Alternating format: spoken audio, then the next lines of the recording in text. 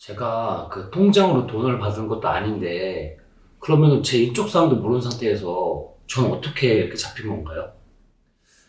제가 아까 이제 수거책이 실형에서 시작된다는 이유 설명을 할 때 좀 나쁘게 보면 처음에는 내가 이제 이거를 적법한 알바라고 생각해서 하다 보는데 중간에 좀 이상해서 가만히 생각을 해보면 이제 불법인 경우를 가정을 해보는 거죠. 아무리 생각을 해도 나는 잡힐 그게 내적 사항이 없는 거예요. 피해자한테 내가 456번입니다라고 해서 돈을 받아온 것도 아니고 일단 현금으로 받아서 난 받은 현금을 그대로 그냥 전달을 한 상황에서 이제 무통장 송금을 하는 경우에도 내 인적사항을 주민번호를 넣어서 무통장 송금을 하는 것도 아니거든요.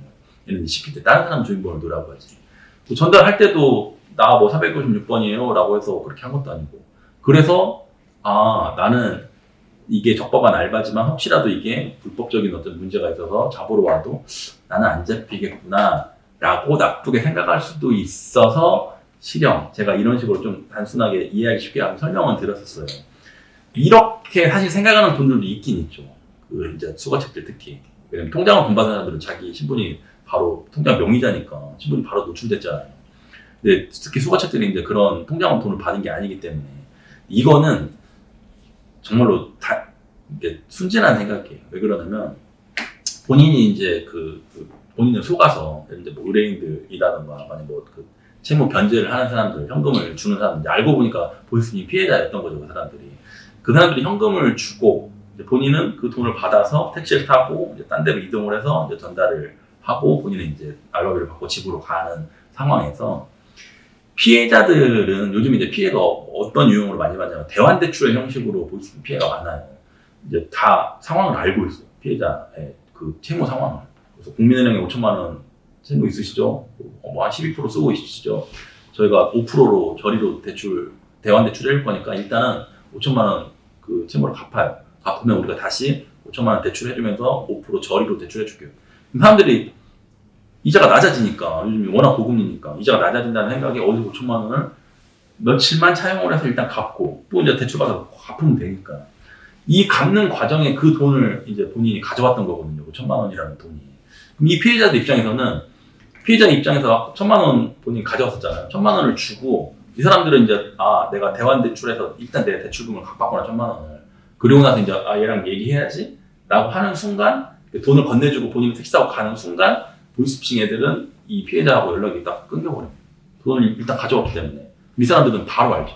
그래서 현금을 건네준 피해자들은 5분 안에 자기가 보이스피싱을 당했다는 걸 알아요. 그럼 어디로 가요? 가장 가까운 경찰서로 이제 뛰어가게 되는 거죠.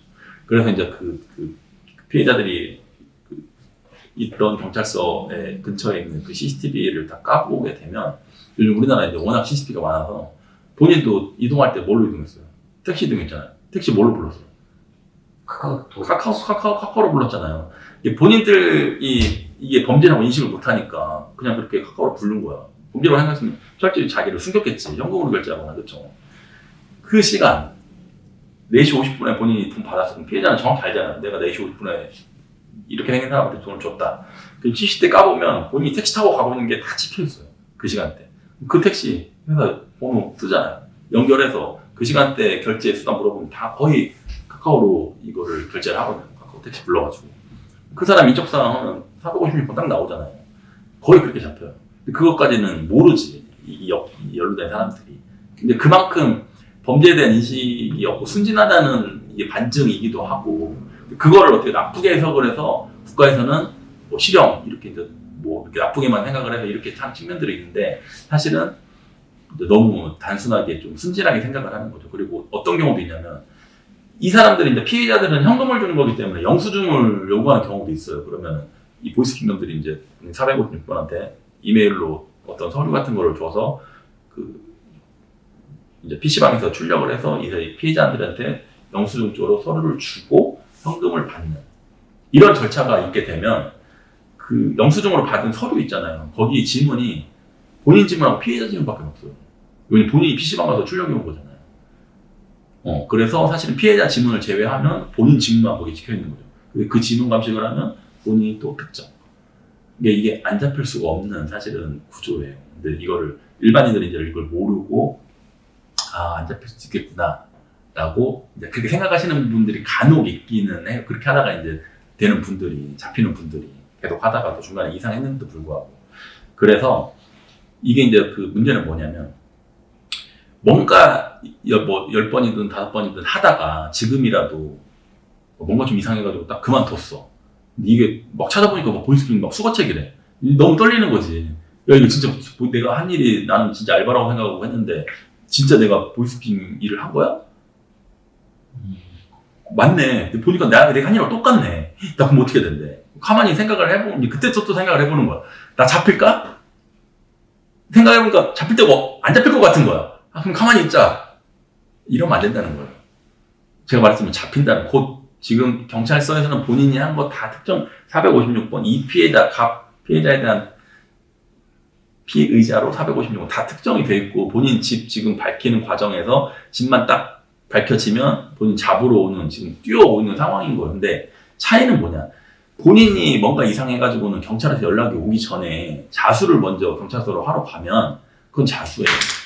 그럼 제가 아까 말했잖아. 물론 한두 번 한 다음에 자수한 경우 무혐의, 아까 제가 예외적으로 이제 무혐의, 무죄 나오는 경우를 말씀드렸지만, 횟수가 그렇게 많지 않고 자수를 하면 그렇게 좀 선처를 받을 수 있는 되게 큰 기회예요. 근데 본인 잘못 생각에, 안 잡히겠네. 그럼 집에 그냥 있어야겠네. 라는 선택은 하지 말라는 거예요. 다 잡히니까. 만약에 지금 그런 생각으로 이 영상을 보고 있는 사람들은 빨리 경찰서에 뛰어가야 돼요.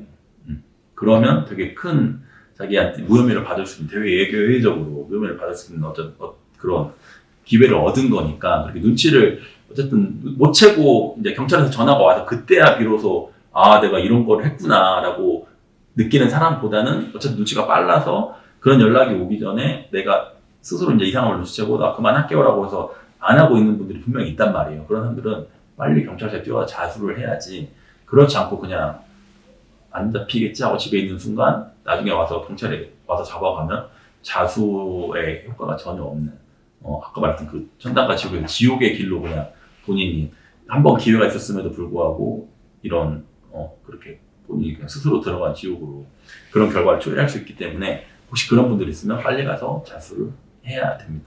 안 잡힐 수가 없습니다, 이거는.